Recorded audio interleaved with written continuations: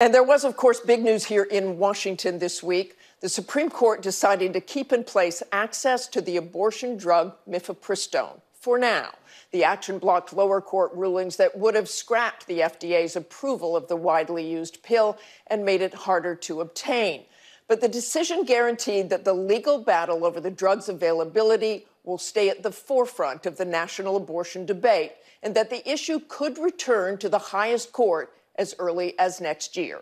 Joining us now to discuss the fallout is Republican Congresswoman Nancy Mace. Thanks very much for joining us this morning. You describe yourself as pro-life, but on this particular case, you thought it should be thrown out, the ruling. Right. What's your reaction to what the Supreme Court did? Well, it was the right decision on Friday night by the Supreme Court. The judge's decision in Texas, this was a hand-picked case with a hand-picked judge to get this outcome. And when you look at the ruling in Texas, in part at least, it used a law that the U.S. Supreme Court in 1983 said was unconstitutional. So the basis for his ruling, I argue, was debunked and should not have been, and I totally disagreed with it. And this isn't over. There are other cases moving through the court system. Mm-hmm. How do you see this ending up? How do you want this to end up? Well, I want us to find some middle ground. As a Republican, a conservative, constitutional conservative who's pro-life, I saw what happened after Roe v. Wade because I represent a very purple district, as purple as this dress. And I saw the sentiment change dramatically. And as Republicans, we need to read the room on this issue because the vast majority of folks are not in the extremes. And we just saw, a fetal heartbeat bill signed in the dead of night recently in Florida. In my home state of South Carolina, there was a very small group of state legislators that filed a bill that would execute women who have abortions and gave more rights to rapists than women who've been raped. That is the wrong message heading into 24. We're going to lose huge if we continue down this path of extremities and finding that middle ground. The vast majority of people want some sort of gestational limits, not at 9 months, but somewhere in the middle. They want exceptions for rape and incest. They want women to have access to birth control. These are all very common sense positions that we can take and still be pro-life. You heard Ron DeSantis talk about the 6-week abortion ban. You're talking about other Republicans and finding a middle ground. Mm-hmm. But there's not a lot of discussion about finding a middle ground in the Republican Party. In fact, there's not a lot of discussion about abortion in general. You've got DeSantis, you've got Mike Pence, who wants to ban abortion. They'll talk about it, but generally Republicans are staying away from it. Didn't help them in the midterms. It hurt us in the midterms. We actually lost seats. As a Republican, I told my story on the campaign trail. I actually ran an ad about my own circumstances. I was raped as a teenager and talked about how I would work and protect women who've been raped, girls who are victims of incest. And rather than by winning by 1 point like I did 2 years ago, we ended up winning by 14 points. And we made this issue part of our campaign because I want women to know you can be pro-life and be pro-woman. They're not mutually exclusive, but we've hidden away from this issue. We've buried our head in the sand. We're afraid to talk about it because we're afraid. We want to go to the extreme corners of this issue, but that's not where the vast majority of Americans are right now. And we have to show compassion, especially to victims who've been raped. The Florida bill mandated that women who were raped, to get that exception, had to report it to the police, had to get evidence at a hospital. And I will tell you, based on my own experiences, it took me a week before I was actually able to tell somebody what happened to me. And by that time, there is no evidence. There's nothing you can collect at that point. And, that puts heavy restrictions on these victims. And there are millions of women everywhere who've gone through this. I'm not the only one.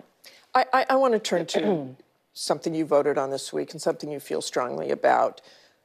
You voted Thursday to bar transgender athletes from women's sports. 40 professional athletes say that is a mistake. Why do you feel differently? Well, this is the left's new war on women. Both sides, whether it's the extreme right on abortion or the extreme left on biological men and women's sports, we have come so far. I don't want to see biological men take away the achievements of women and girls. I've told the story on Thursday. I was molested by a friend of one of my coaches at the age of 14. I was raped by a classmate at the age of 16.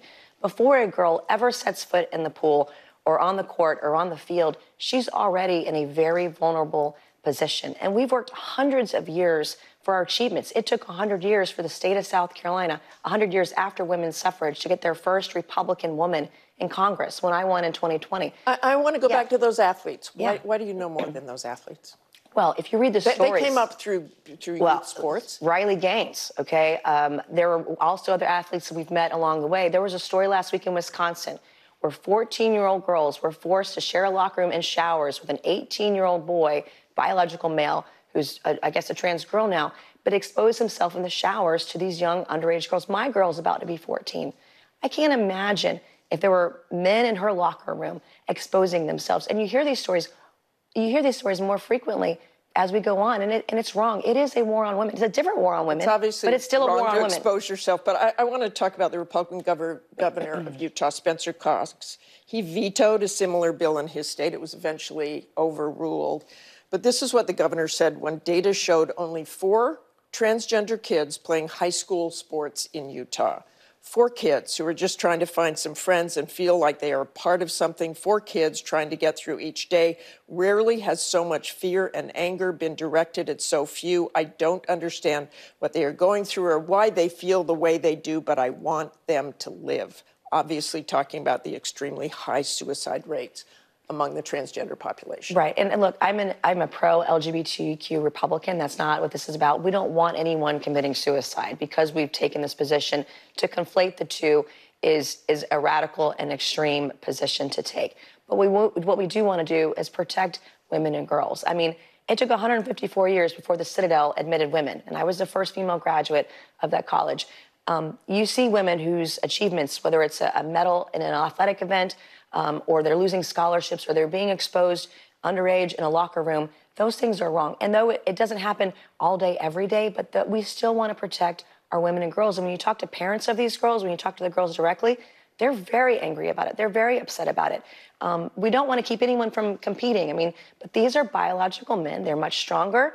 They shouldn't be in their locker rooms. And you hear these stories, and they're real. It's not a fantasy. It's not a conspiracy theory. These are happening. These things are happening to women and girls across the country. Okay. Thanks very much for joining us this morning. Thank you.